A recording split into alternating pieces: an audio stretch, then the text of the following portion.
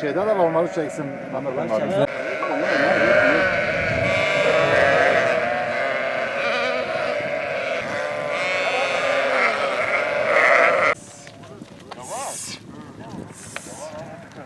Şu alan. Yani şu alan. Yeşil olan yer. Yeşil olan, şu yeşil alan, bu alanı boş bırakılmasını istiyoruz. Bak şu alan. Fazla çoğu da engebelidir. Sadece hayvanlarımızı getirip götürmek için.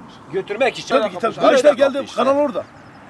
Yani bize yetkililer o zaman dediler ki gelip çiftliklerimize baktılar şu şekilde. Gelip buradan baktılar ki dedi ki biz sizden burada bir sürü 15 aileye yakın aileyiz burada. 5, 6, 7, 8 tane çiftliklerimiz var. Hepsi de burada çiftlikler. Bize dediler ki ya biz burayı Sütaş'a tahsil etsek daha yani Sütaş sahibi de dahil olmak üzere bu incelemeye geldikten ya biz yetkililer de dahil olmak üzere biz defalarca valiye gittik. Durumumuzu ilettik. Daha önceki valilerde Bütün dilekçeleri nereye gönderdik? her yere gönderdik. Her yere dilekçeleri gönderdik. Daha önceki tarih müdürü. Şu anda hepsi değişti.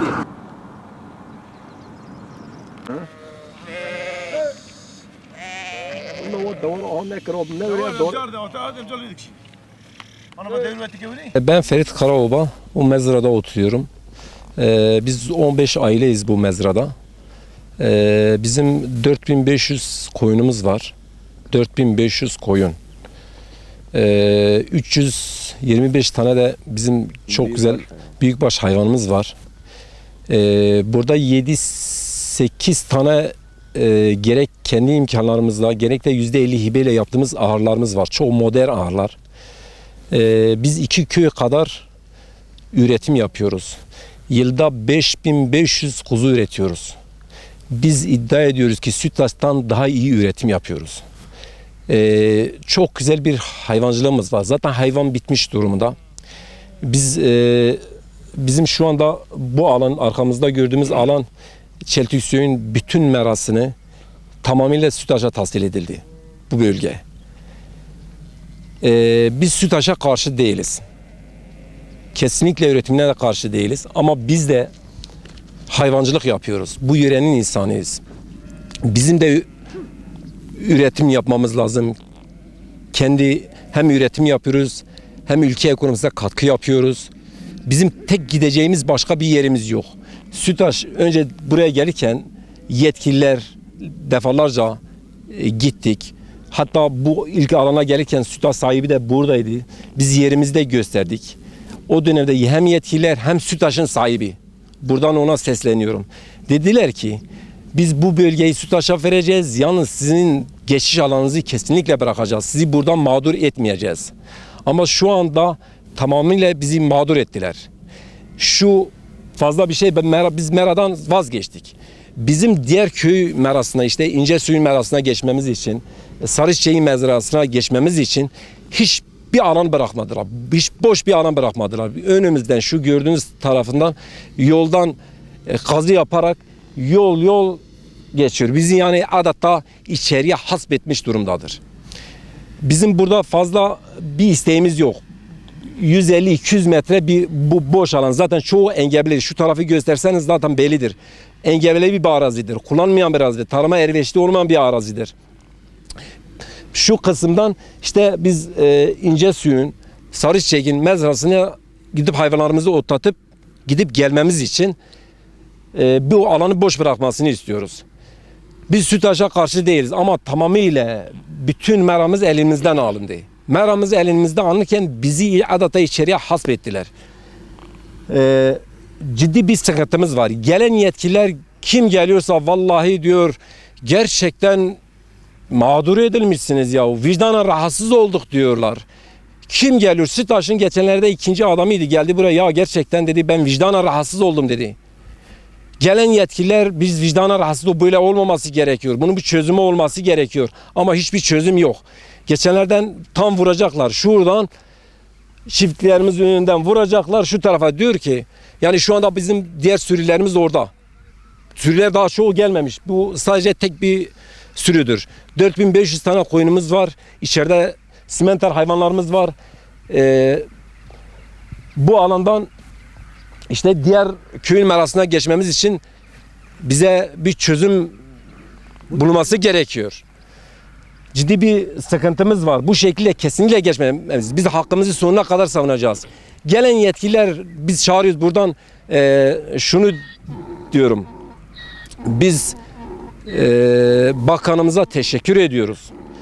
Sütaş'ı buraya getirdiği için biz Sütaş'a karşı değiliz. Ama biz de bu yörenin insanıyız. Biz de üretim yapıyoruz. Biz de Sütaş gibi üretim yapıyoruz. Biz ona karşı değiliz. Ama bizim burada yaşama hakkımız var. Bizim burada hayvancılık yapmaya hakkımız var. Biz bu yörenin insanıyız. Nasıl onlara sahip çıkıyorsa bize de sahip çıkması gerekiyor.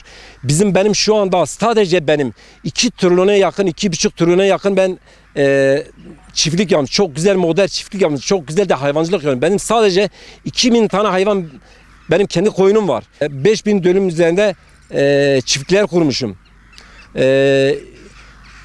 Benim şu anda arpa dökmüşüm. Sadece 100 ton arpa. Benim diğer komşularım, bak şuradan başlıyor, şu şuraya kadar hepsi aynı şekilde çok güzel hayvancılık yapıyorlar. Sütaş gibi üretim yapıyoruz. Çok ciddi 2 köy kadar üretim yapıyoruz burada.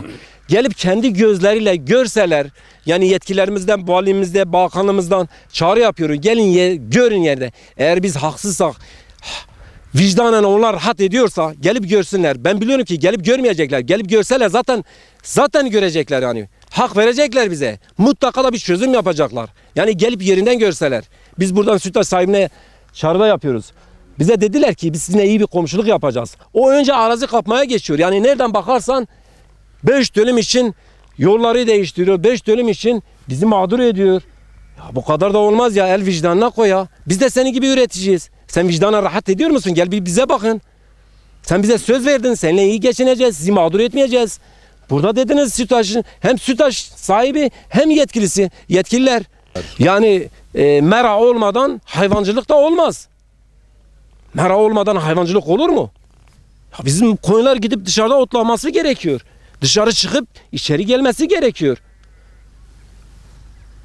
Yani adeta bizi cezaevine sokmuşlar.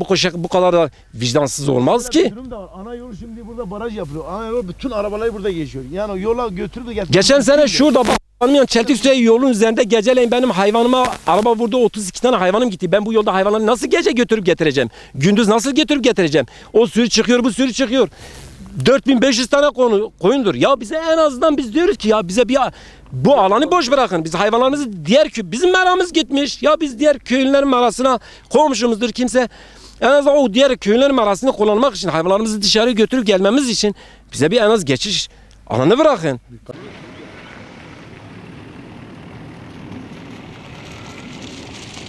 Şöyle. Bu altarda bu hayvanları çekine bu. Ver bra. Ver. Habib. Ver bra.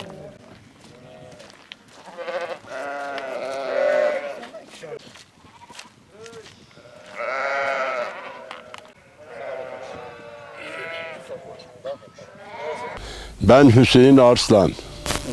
Bize devlet burada bir han yaptırdı. Ondan sonra bu hanı bu mera için burada yaptık. Bu meradan faydalanmak için.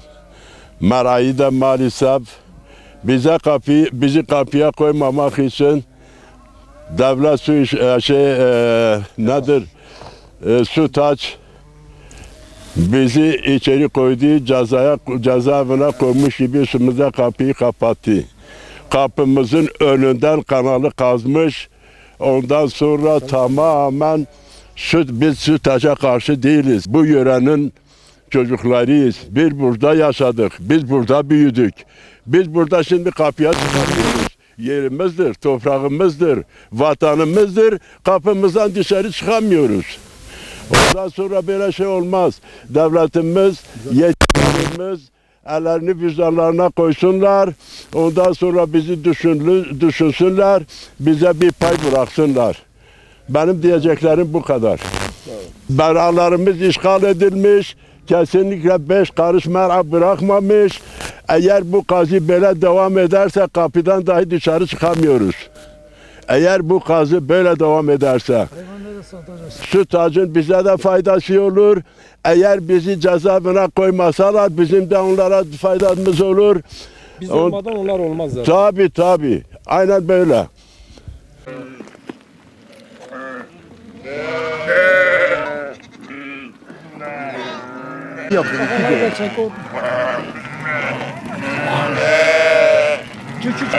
Abi şey çeken, paraları da çekiyorlar.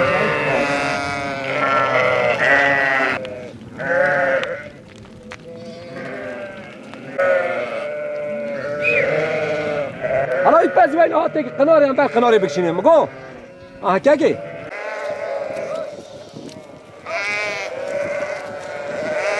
Abi ben Faysal Karaoba. Abi benim kendi şahsım 150 tane civarı büyükbaş hayvanım var. Aynı zamanda tarım desteğiyle 650 kilometre han yapmışım. Ben burada süt üretiyorum. Bu sütaş fabrikası geldi buraya, bizim köy merası tamamen sütaşa verildi. Biz sütaşa verildi diye karşı değiliz. Yetkililere diyorum en az bir kısım merayı bize versinler ki biz de hayvanımızı üretmemize devam edelim. Biz de faydamız sütaşa olsun, sütaşın da faydası bize olsun. Eğer böyle giderse sütaş tamamen bu merayı alırsa biz hayvan besleyemeyiz, satmak zorundan kalacağız. Bizim büyük küçük baş toplam 5000 hayvanımız burada var. Biz yıllardır burada hayvan besliyoruz. Biz peynir üretiyoruz. Biz süt üretiyoruz. Çiftliklere veriyoruz. Hani yetkililere diyorum bize bir çare bulsunlar. Bize de destek çıksınlar. Bizden mağdur etmesinler. Sütaşı yine yapsınlar. Bir kısım arayı bize versinler. Bizim de en az düşünsünler. Biz mağduruz. Yetkililere sesleniyorum. Size de teşekkür ediyorum abi. Benim ismim Mehmet Dağdelen. Ben buranın 30 yıldır buradayım. Üreticilik yapıyoruz, hayvancılıkla uğraşıyoruz. 100 tane büyükbaş hayvanım var. 30 yıldır buradayız. Şimdi bütün yetkililere sesleniyorum. Hepimiz aynı, bütün arkadaşlar, konuşulan arkadaşlar hepsi de aynı mağduriyetteyiz. Yani hepimiz de şimdi bir tarafı yapar ki bir tarafı öldürmeyelim. Tamam, sütaş güzel. Bütün yetkililere söylüyorum. Sütaş güzel, sütaşa karşı değiliz. Sadece burada bizi öldürme. Bazıları yapıyorlar, bazıları da süstürüyorlar. Şimdi biz burada hayvan sahibiz. Şimdi hayvan olmasa bu millet nasıl yaşıyor? Sütacın amacı nedir? Sütacın amacı sadece burada süt almaktır. Biz de süt üretiyoruz. Biz de hayvan sahibiyiz. Yani şimdi bu fazla da istemiyoruz. Sadece burada bir geçiş istiyoruz. Sadece bütün Çeltiksu köyü mağdur olmuş. Biz de onlarla birlikte. Şimdi burada Haşer köyü var. Orada da biraz arazi alabilirler. Biz de mezrayız. Ondan 15 tane eviz. 30 yıldır burada. 30 yıldır buradayız. Verirken bize herhangi bir hesabımız yapılmamış. Biz seslendik. Bütün yetkililere dilekçe gönderdik. Yetkililer söz verdiler. Biz bu derede hatta görünüyor. Şu alanı dedi bize, fazla da değil. Yani 100-150 din genişliği var. Yani bizi sizi mağdur etmiyoruz dediler. Şu anda da gelmiş kazı başkan. Kazıları da sen gördün. Biz ne yapalım şimdi? Biz bu hayvanı nereye götürelim? Yani biz hapse girdik. Cezaevine girdik. Tamam, sütaş geldi iyidir. Ama bu süt olmayınca sütaş ne yapar? Süt üretici biziz. Biz üretmezsek şimdi sütaş neyle süt alıyor? Ne işi kurulmuş? Yani bütün arkadaşların mağduriyeti aynıdır. Yetkililere soruyorum. Rica ediyorum. Bize bir çare bulursunlar. Gelsinler, kendi gelsinler. Bir görsünler, onlar kendi karar versinler.